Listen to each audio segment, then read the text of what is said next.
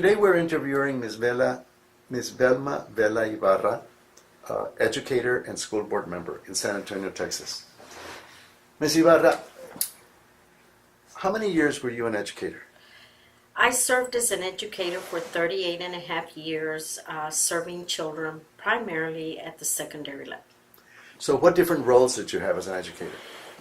During those years, I was fortunate to serve as a teacher. I served as a vice principal and principal in the beautiful community of Crystal City. I was serving as principal as well as an assistant superintendent for curriculum. And in the Harlandale School District, I served as a vice principal for instruction and as a coordinator for the career and technology program. Why did you decide to run for the school board?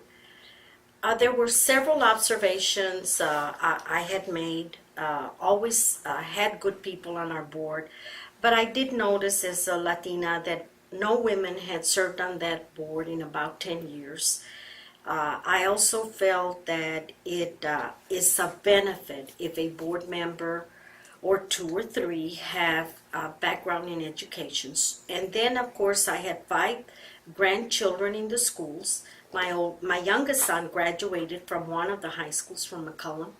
And then I have of course, my 5 grandchildren. So I have a very, very strong invested interest in them, of course, and in all children there. Those were the primary motivators. And what do you consider the key responsibilities of the school board? Well, school board members have to make sure first that they are cognizant of the community that they are serving. They also have to focus, of course, on learning, on student achievement, making sure that our resources are meeting the prioritized needs of the district, that we are investing our dollars sufficiently for our taxpayers, and that any decisions we make on how we allocate those resources are always based on data, on how children are progressing. And for you, what are the key ones for you as a board member? I think that for those that have seen me serve on the board, I think the two that I would hope that community members would say that define me, the 2 key responsibilities that I take seriously are: 1, tracking the learning, looking at how kids, especially those that are struggling the most, how they are progressing, looking at data to make sure, again, that we're providing a grand education for them.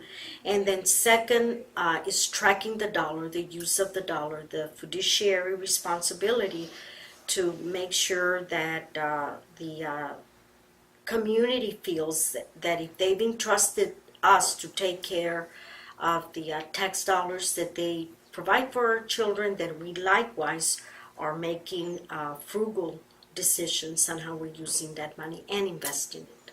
Now, you said earlier something about the students that are needing it the most. How about your English learning population? We have approximately a 20%, depending at the elementary level, we have a higher percentage, but overall district-wide about 20% and growing. We have a sizable ELL population.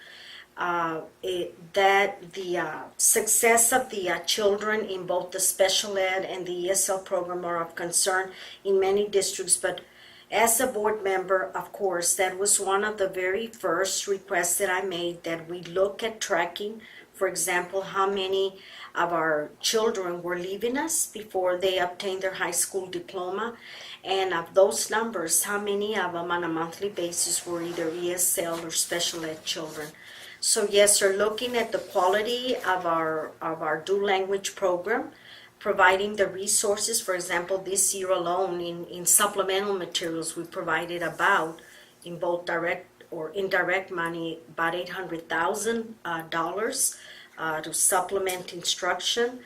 We look carefully at how many of our teachers are bilingual and ESL trained and certified. And why do we do that? We do that because of the need that has been determined by the data, that we have children in that special population group that are struggling, and we have a commitment to make it better. We have excellent, dedicated teachers, principals that are aware of these findings, and they too help us provide focus for assuring that we improve our success rate with our ELL students. But yes, sir, getting staff development, getting intervention specialists that will go and work with these kids when they wind up in trouble, using our warning system. We have we abide by the state's early warning system, where we look at how all kids, but especially ELL and special ed kids, are doing in terms of attendance, in terms of their success or their pass rates. And we use all of that data to make sure that we get our interventionists, our reading specialists, that the staff development for the teachers that are faced right now with incredible challenges, because the curriculum and the rigor has become quite frankly, challenging for them on a daily basis. So we try to provide the staff development to meet the needs of these special ELL kids, and then make sure that we track if they're leaving us or when they're close to leaving us, so that we can intervene. Now, in terms of equity issues, we've been talking about English language learners, but you also talked about your fiduciary responsibility. How, when there's a tight budget, do you make sure that the kids aren't hurt, or especially the ones that need it the most? Yes, sir, and we're blessed at Harlandale right now with a balance that allows us to You're not in the provide red. resources. Yes, sir, we're not operating in the red. However, when we are faced with an X amount of dollars with many needs, always we look at the dollars going from the classroom out. The dollars first have to go in, of course, into our staffing, meeting the requirements in the classroom, improving the technology. Then that's a major challenge for us, as it is for many districts. But from there, then we work out. We work out to then what are the supplemental services or the central office administrative services. But when we are pressed with a limitation in amounts, then that's how we look at the priority going into the classroom. If somebody wants to run right now for the school board, what advice would you give them?